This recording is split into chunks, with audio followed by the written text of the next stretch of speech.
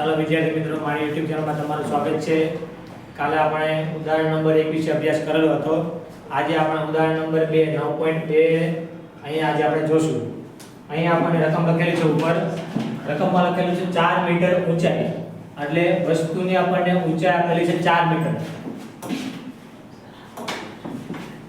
4 metre આપણને ઊંચાઈ આપેલી છે વસ્તુની 4 મીટર એટલે h બરાબર આપણને આપેલા છે 4 સેન્ટીમીટર આપેલું છે 4 સેન્ટીમીટર. વસ્તુની ઊંચાઈ 15 સેન્ટીમીટર કેન્દ્ર લંબાઈ ધરાવતા અંતર્ગોળ અરીસો એટલે કેન્દ્ર લંબાઈને કહેવાય f એટલે 15 સેન્ટીમીટર કેન્દ્ર લંબાઈ ધરાવતો અંતર્ગોળ અરીસાનો ઉપયોગ છે. બાજુમાં આપણે કાચી આકૃતિ દોરી નાખશું જેના કારણે આપણને થોડી સરળતા રહે એટલા માટે. આ અંતર્ગોળ અરીસો છે 25 સેન્ટીમીટર અંતરે રાખેલ છે. વસ્તુ એટલે u આપણને આપેલો છે 25 સેન્ટીમીટર. 25 સેન્ટીમીટર આપણે કોઈ વસ્તુને રાખેલી છે. અરીસાથી કેટલા અંતરે પડદાને રાખવો જોઈએ જેનાથી પ્રતિબિંબ આપણને સ્પષ્ટ મળે, તો આપણે v ફાઇન્ડ કરવાનો છે કે પડદો આપણે કેટલા અંતરે રાખવો પડશે જેના કારણે આપણને પ્રતિબિંબ છે એ વ્યવસ્થિત જોવા મળે.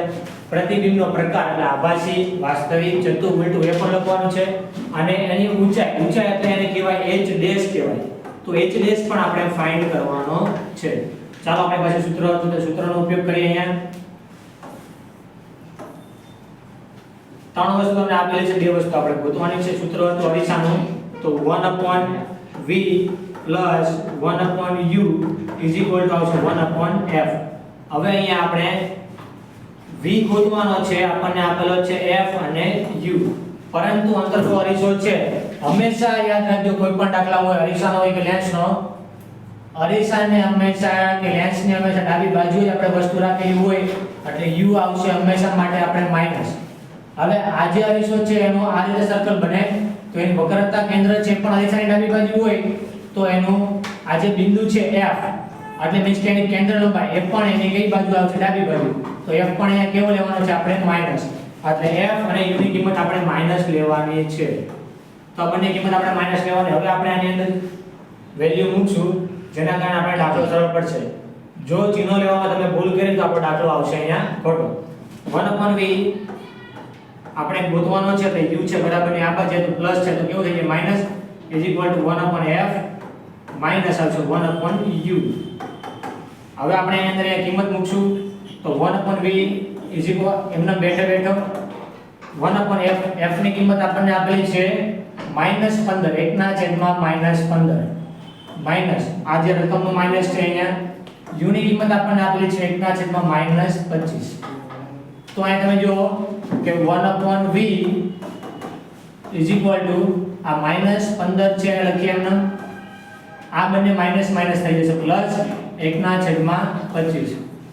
અંશ અને છેદ છે એમાં તમારે સરવાળો બાદબાકી કરવાની હોય તો આપણે લસાઅ લેવું પડે. આપણને ખબર છે 15 × 5 = 75 તો આને આપણે નીચે પણ 5 વડે ગુણવું પડશે તો ઉપર પણ 5 વડે.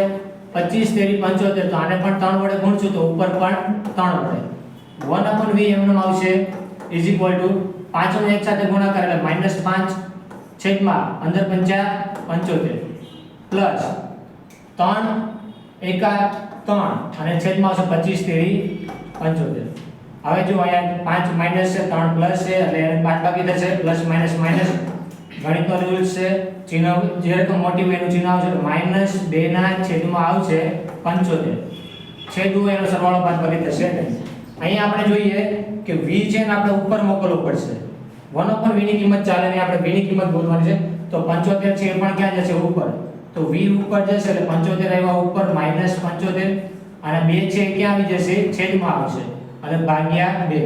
75 ભાગ્યા 2 તો v તમારે આવશે કિંમત -37.5 સેન્ટીમીટર. આ v ની કિંમત આપણને મળે છે -37.5 સેન્ટીમીટર. હજી એક જવાબ આવે છે, આપણે બે જવાબ ગોતવાના બાકી છે. પ્રતિબિંબની ઊંચાઈ એટલે આપણે ગોતવાનો છે h ડેશ. તો h ડેશ માટેનું સૂત્ર હતું મોટોની ઉપરથી મળશે આપણને. મોટોનીનું સૂત્ર હતું m = h ડેશ ના છેદમાં h અને બીજું સૂત્ર હતું m = -v ના છેદમાં u. આ બંને m ને આપણે સરખાઈ દઈશું એટલે આપણી પાસે સૂત્ર મળશે h ડેશ ના છેદમાં h = -v ના છેદમાં u. અહીંયા આપણે h ડેશ ગોતવાનો છે તો આ h છે બરાબરની સામેની બાજુ v પાસે જશે ગુણાકારમાં તો h dash is equal to -v ગુણ્યા h છેદમાં આવશે u. હવે આપણે આની અંદર કિંમત મૂકશું. તો v ની કિંમત આપણે અહીંયા લેવાની છે, પોઈન્ટ વાળી કિંમત નહીં લેવાની, અંશ અને છેદ વાળી કિંમત લેવાની, જેના કારણે આપણને ભાગ ઉડાડવામાં સરળતા રહે. v ની કિંમત આપણને આપેલી છે -75/2 ગુણ્યા h ની કિંમત આપણને આપેલી છે 4 સેન્ટીમીટર.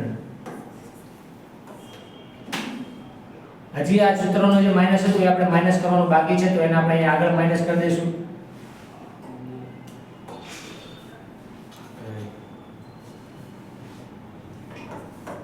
સૂત્રનો જે માઈનસ હતું અહીં આપણે આગળ કરી દઈએ. અને જે u છે, u ની કિંમત આપણને આપેલી છે અહીંયા -25 સેન્ટીમીટર, તો અહીંયા આવશે -25 સેન્ટીમીટર લખવાની જરૂર નથી. અંશનો છેદ હોય હંમેશા છેદમાં આવી જાય, એટલે એનું સાદુરૂપ અહીંયા આપું છું સાઈડમાં. માઈનસ માઈનસ થઈ જશે પ્લસ, તો 75 આ બંને માઈનસ માઈનસ પ્લસ થઈ જશે, તો 75/2 ગુણ્યા 4/- માઈનસ આવશે 25. આ 25 તેરી 75, 2 દુ 4, અહીંયા બે ઉડશે ઉપર નીચે, તો 3 2 અને માઈનસ વધેલું છે એટલે h ડેશ ની કિંમત આવશે -6 સેન્ટીમીટર. h ડેશ ની કિંમત આપણને અહીંયા મળે છે -6 સેન્ટીમીટર. હજી આપણે એક જવાબ દેવાનો છે કે પ્રતિબિંબનો પ્રકાર વાસ્તવિક છે કે ઉલટું.